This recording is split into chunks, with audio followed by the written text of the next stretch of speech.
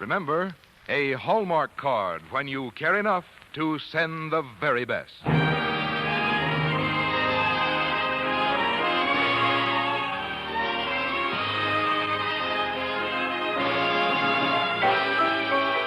Tonight from Hollywood, the makers of Hallmark greeting cards bring you Mr. John Lund in Sinclair Lewis's Arrowsmith on the Hallmark Playhouse. Each week, Hallmark will bring you Hollywood's greatest stars in outstanding stories chosen by one of the world's best-known authors, the distinguished novelist, Mr. James Hilton.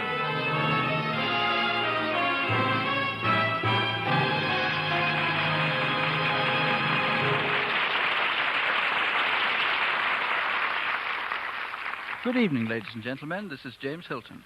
Tonight we are proud to present a dramatization of a story written by a man who has the unique distinction in American letters of having been judged worthy of both the Pulitzer Prize and the Nobel Prize for Literature, Mr. Sinclair Lewis. And the story we present tonight is, I think, one of his finest, Arrowsmith, a story of profound meaning for our times especially.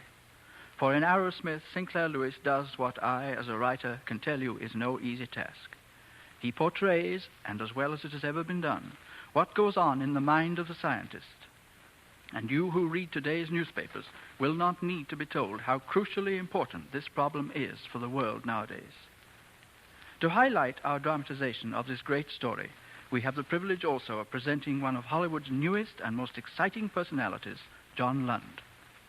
And now, before the curtain, here is Frank Goss with a brief message from Hallmark. There are Hallmark cards for every memorable occasion on your calendar. Yes, for every occasion that calls for remembrance, there is a Hallmark card that says just what you want to say, the way you want to say it. And that identifying name on the back, Hallmark, well, that says you cared enough to send the very best. Now, our curtain.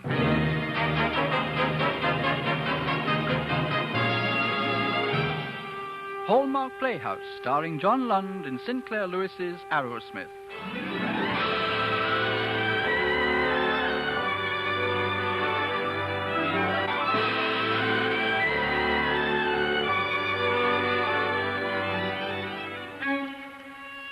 I sat alone in that house that made one pool of light in the tropic darkness, listening to the soft, venomed whisper of the jungle as it coiled itself around the house. I sat there thinking, who am I? What am I doing here? Where am I going? Where have I been? Where have I been? And the voices of the past began to sift through. Name, please. Martin Arrowsmith. What branch of the university are you entering? The medical. Name, please. Martin Arrowsmith. What branch of the university are you entering? The medical. Name, please. Martin Arrowsmith. What branch of the university are you entering? The medical.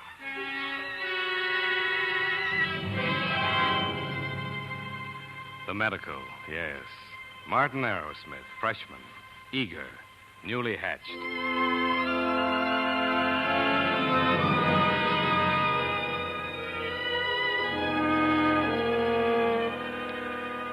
Arrowsmith?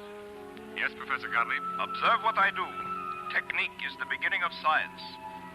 Technique is the beginning of science. Technique is the beginning of science. Technique is the beginning of science. Professor Max Gottlieb.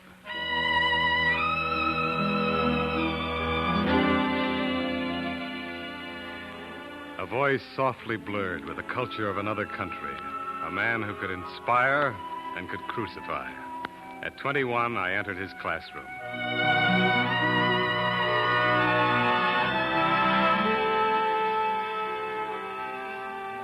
Do you want to practice medicine, Arrowsmith?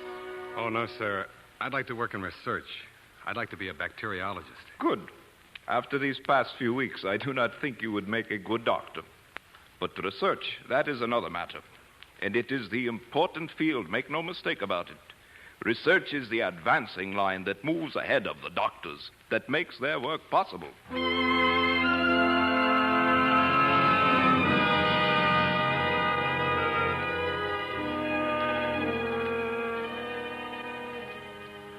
The days of those years were a whirlwind. Lectures on physical diagnosis, surgery, neurology, obstetrics, hospital demonstrations, pathology, scientific German, scientific French, exploration of the past and of the possibilities of the future.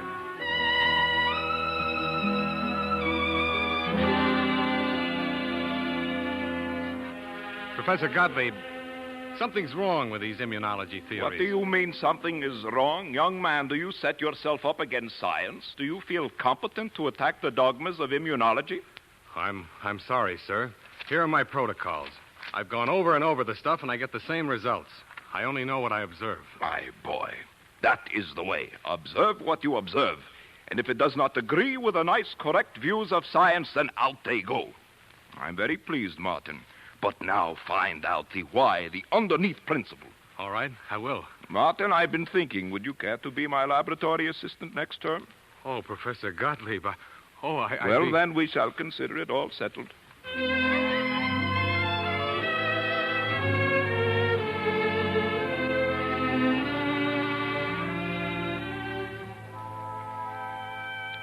Those were the days when I plunged headlong into every experiment and every experience that came along.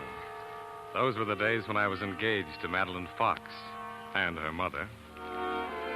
Those were the days when I met Leora. Professor Gottlieb had sent me on an errand to the hospital, and there was this small probationer nurse scrubbing the floor as I turned the wrong corner and skidded. Hey, watch out! You almost stepped in my scrub bucket. You almost made me break my neck. Why don't you watch where you put your scrub buckets? The scrub bucket has to be where I'm scrubbing. You can walk any place you want. I have to scrub where I'm told to scrub. I'm being punished by the superintendent of nurses. She's showing me the importance of discipline. Oh, I see. Pretty hard, this training for nurses, I guess. Well, it's about as romantic as being a hired girl in Dakota. You come from Dakota? I sure do. Wheat, Sylvania, North Dakota. You're from the University Medic School, aren't you? Yeah, but I'm not really much of a medic. I'm going to be a bacteriologist. Gee, that's wonderful. Say, would you like to have dinner with me tonight? I'd love to. 7? I'll be ready. See you then. Hey, what's your name? Leora Tozer, what's yours? Martin Arrowsmith. Hello, Martin Arrowsmith. Hello, Leora.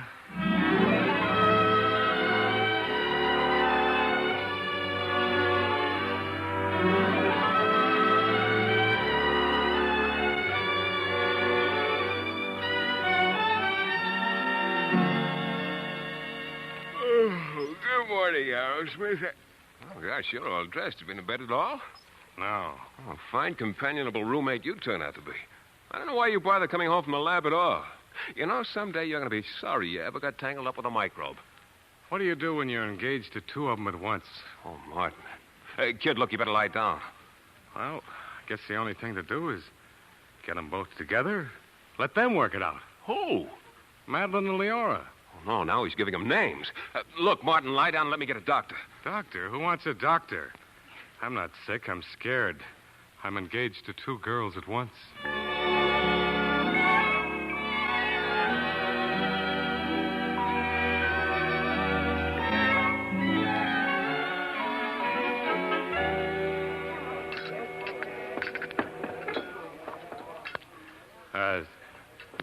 Miss Fox, this is Miss Tozer. How do you do? I invited you both to lunch because I thought that you two should get acquainted. Dr. Arrowsmith tells me you're a nurse, Miss Tozer. Yes, sort of. Do you find it interesting? Oh, yes, I think it's interesting. Do you come from here, Miss Tozer? No, I come from, just a little town. Well, hardly a town. It's in North Dakota. Oh, way out west. I don't believe we know anyone else from North Dakota, do we, Martin? No, I suppose. I don't think so. Where are you from, Miss Wolf? Fox. Oh, I'm so sorry, Miss Fox. I have such a bad memory for names. Where are you from? I'm from here. Right here. Oh, we know lots of people from here, don't we, Martin? Oh, yes, lots of people, yes. Oh, What would you girls like to eat? Oh, you order for me, Martin. You know just what I like. You order for me, too, Martin. You know what I like, too. Look, Madeline, Leora, I don't know how you two feel about each other, but, well, I brought you two together because, well, by some strange coincidence, I'm engaged to both of you. And I didn't know what to do except come out and... Engaged to both of us? I'm sorry for you, Miss Totem. Tozer. You poor child. You do have a job ahead of you. Goodbye, Martin. Well, darling. Looks as though you're mine by default. Oh, I'm sorry, but I couldn't think of any other way. Martin, you better not get in any more messes like this because I'll never give you up. I'm going to cook for you and sew for you and wait for you to come home at night. And someday the world's going to discover that you're the greatest scientist in it. I'm very much in love with you, Mr. Arrowsmith. Hello, Mrs. Arrowsmith.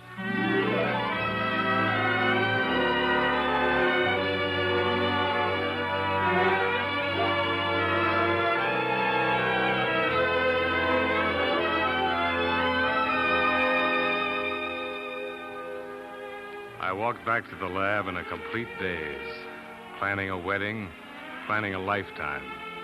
I was late. Class was already in session. Gottlieb sent me on an errand immediately. Arrowsmith, what have you brought me here? What do you ask for 6 female rabbits? I asked for 6 male rabbits.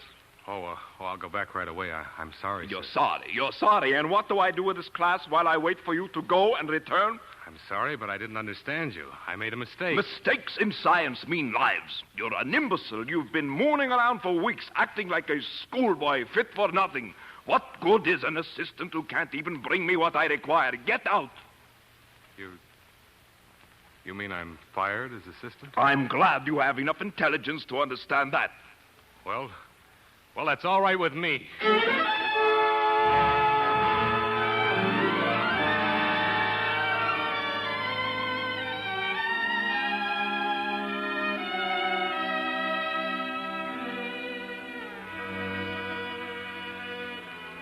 And so I left Gottlieb. And Leora and I were married. And those whom God hath joined, let no man put asunder, for now and forever, so long as we both should live. I took her hand in mine and turned off the road I had been traveling. I decided to practice medicine. After all, doctors were more necessary than scientists. Why should I spend my life cooped up in a lab? I'd go out to Leora's part of the country and practice. I'd save lives. I'd be Martin L. Arrowsmith, M.D., of Wheatsylvania, North Dakota. And so I graduated and began the days of my practice. Hello? Yes, Dr. Arrowsmith there. This is Mr. Willoughby. My little girl has a stomachache. Hello. Hello, Dr. Arrowsmith. This is Walter Lamb. I've hurt my hand. I'd like to come in and have you look at it. Dr. Arrowsmith, I don't know what's wrong with me. I just feel bad all over.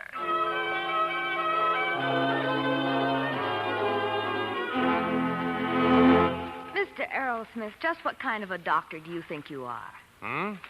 Personally, I don't think much of you. You don't? Why not? Well, you haven't said a word about me drinking lots of milk and orange juice, or being careful about lifting things. Milk? Orange juice? Lifting things? Leora! In 6 months, darling. 6 months. Oh, I don't know how I'll ever be able to wait. 6 months? Why, Mrs. Arrowsmith. Wow. Say, let's have a boy, shall we? That's exactly what I ordered. One small boy made in the image and likeness of Martin Arrowsmith.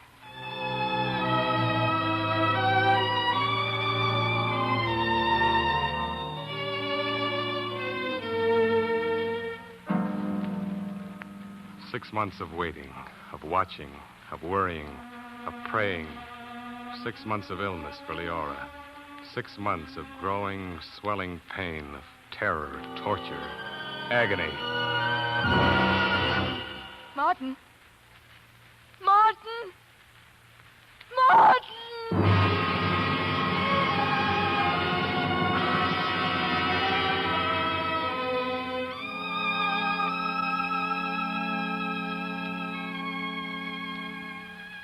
Oh, Leora, I want to be everything to you.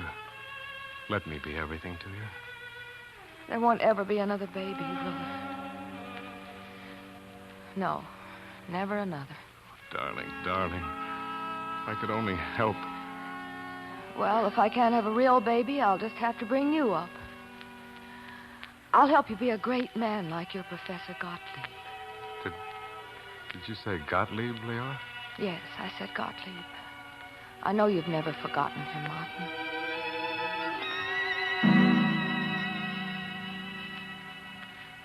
For hours we sat together, unspeaking, eternally understanding, in the prairie twilight.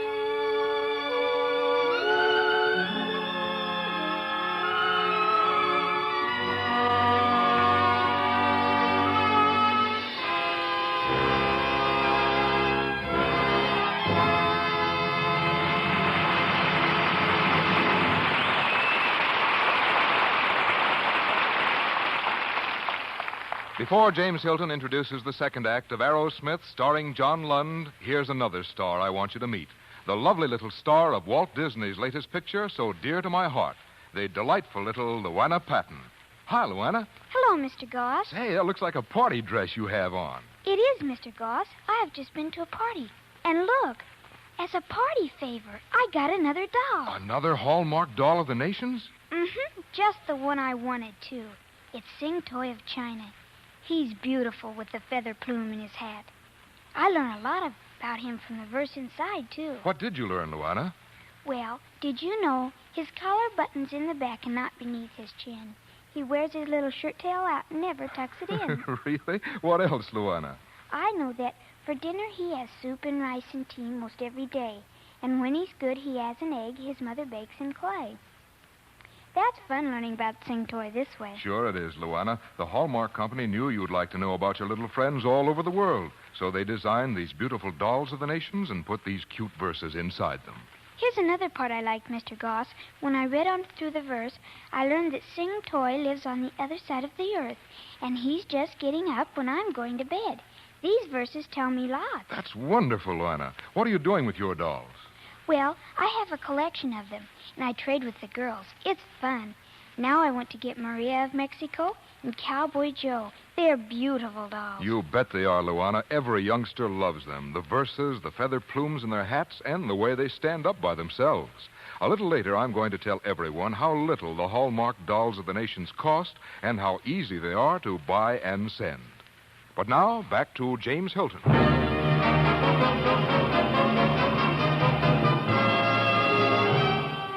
We continue with part 2 of Sinclair Lewis's Arrowsmith, starring John Lund.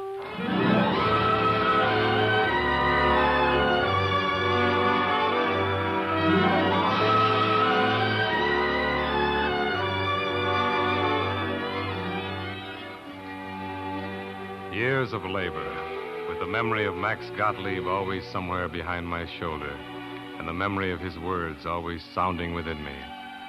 I was a doctor. I was a health officer. Finally, one day, I submitted a paper, which was published in the Journal of Infectious Diseases. And shortly thereafter, I received a letter from Gottlieb, telling me that he was now at the McGurk Institute in New York, and inviting me to come there and continue my research. And so, at last, I went back to him.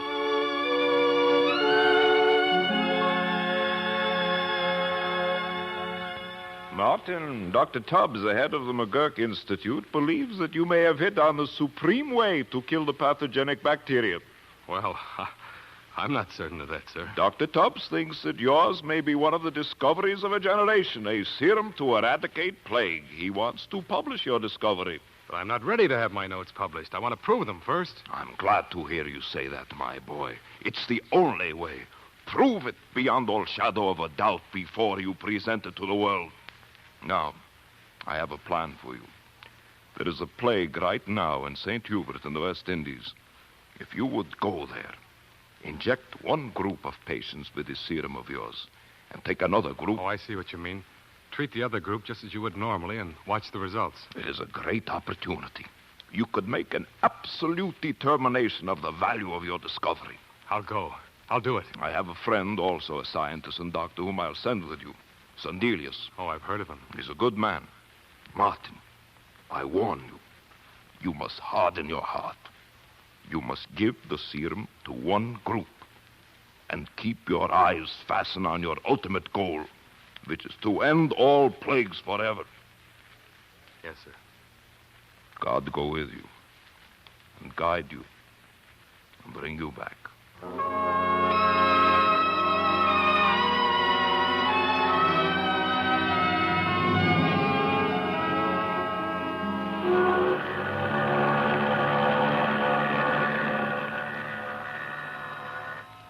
A tramp steamer, a black, starless midnight. St. Hubert, the port of death. Passengers were permitted to land on the island, but once there, none could leave the island until the quarantine was lifted. Leora and Sandelius and I stood on deck watching the launch made fast that was to take us into shore. It's a strange, ghostly sort of night, isn't it? Isn't it? I'm so excited I'm scared to death. Leora, please, stay on the boat. I can't imagine what I was thinking of to let you talk me into your coming out here. You didn't have a thing to say about it. Why, I wouldn't dream of letting you go off to a plague all by yourself. Who would take care of you if you got sick? It would be wiser if you stayed on board, Leora. Go back with the ship. We'll see you in New York in a few weeks. Not on your life. Well, the launch is ready, Martin. The bags and the boxes of medical supplies are already on board. Well, what are we waiting for? Come on.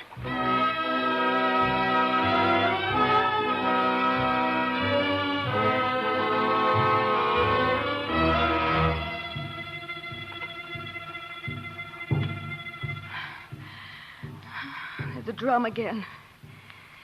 They only wouldn't pound on those drums. Sorry you came? No, I didn't mean it. Where's Sandelius? He's over at the hospital making the rounds again. How many cases? Among the group we inoculated with the serum, 1. How about the other half of the parish? Among the ones who weren't inoculated, 30. 30? Well, that proves the serum works. Not yet. It's only the beginning. We have to watch day by day until the epidemic's over. It's too bad you can't give it to everyone. That would ruin the experiment. I know, but if you can save people's lives... We might save a few lives, we wouldn't prove anything.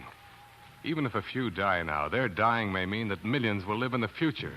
That adds up for you, doesn't it? Of course. That's what we came for. Yes. All the same, it's darn hard to say no when they beg for the serum. No one wants to die, darling. Not you, or I, or any of them.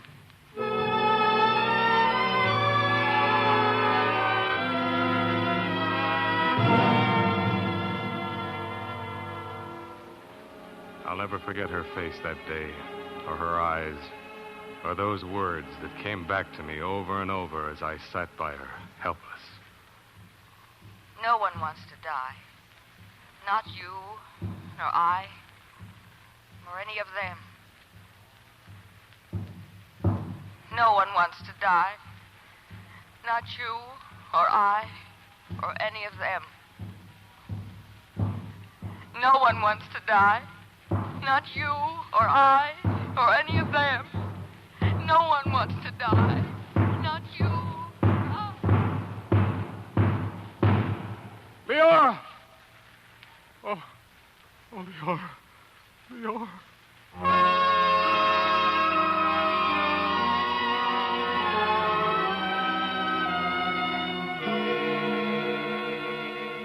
Martin, you must pull yourself together.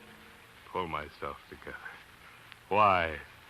She's dead, isn't she? Yes, she's dead. All finished and done with. One lifetime. One young, lovely lifetime. Finished, done, buried. Waste. I'm going to give that serum to everyone on the island. As long as it holds out, I'm giving it to everyone on the island. You'll spoil the experiment. You will undo everything you have done. I don't care. If someone lives, if one person lives, I'm not going to sit here any longer controlling the forces of death and life. I'm through with experimentation. I'm through with science.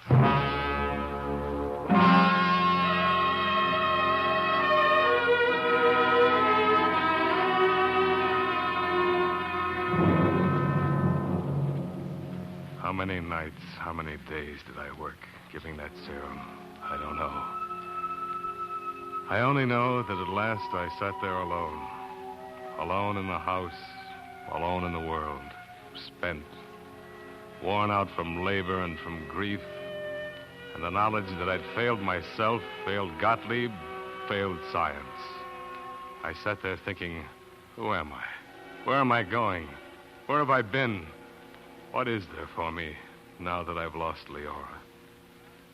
And then the door opened. Martin? Yes? The ships are in the harbor. The quarantine is lifted. The epidemic is over. Is it? Yes, and I've got a letter here from Gottlieb. What does he say? He says you must come home and prepare to start your experiment over. I must prepare to start... He says it must be completed properly, and so it must. I will help, and so will he.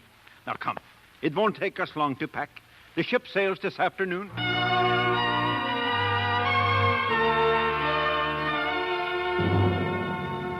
And suddenly I was on my feet, throwing things into suitcases, on my way back to the beginning to start the experiment over. And over in my heart I was saying the prayer I'd learned from Gottlieb. God, give me unclouded eyes and freedom from haste. God, give me a quiet and relentless anger against all pretense and all pretentious work and all work left slack and unfinished.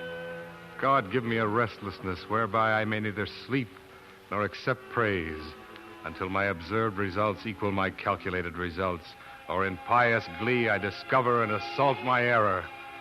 God, give me strength. Give me strength.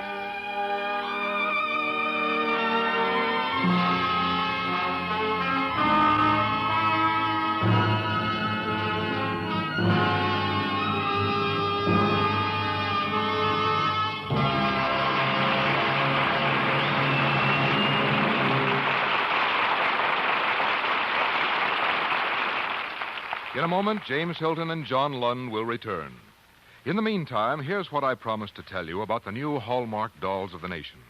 There are 8 of them, each from a different country, and they make a wonderful gift for children. Children love them and learn from them, too, because inside each doll is a clever rhyme story about the land it comes from. Now listen, these colorful Hallmark dolls that children love and that educators say are a fine influence on young minds cost only 25 cents each, and are as easy to send as any Hallmark greeting card.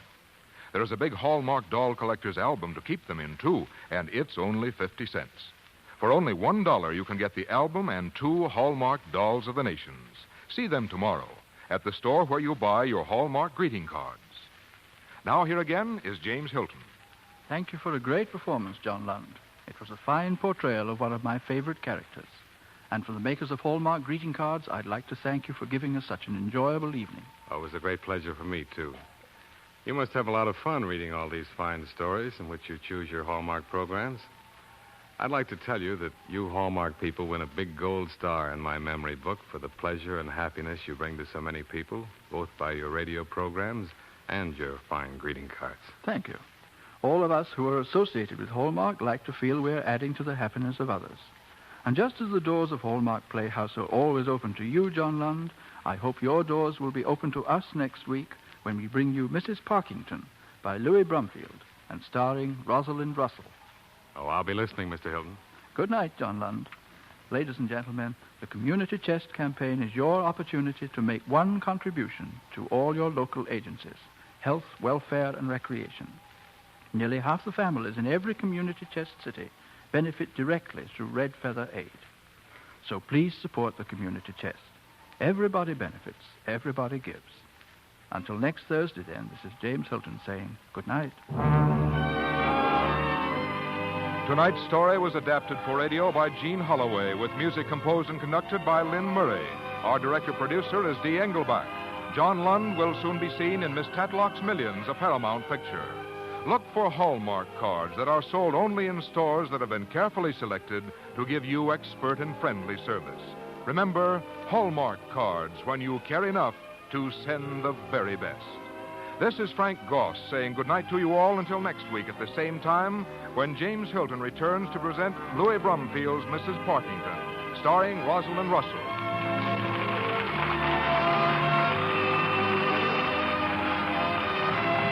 This program came to you from the Hallmark Playhouse. This is CBS, the Columbia Broadcasting System.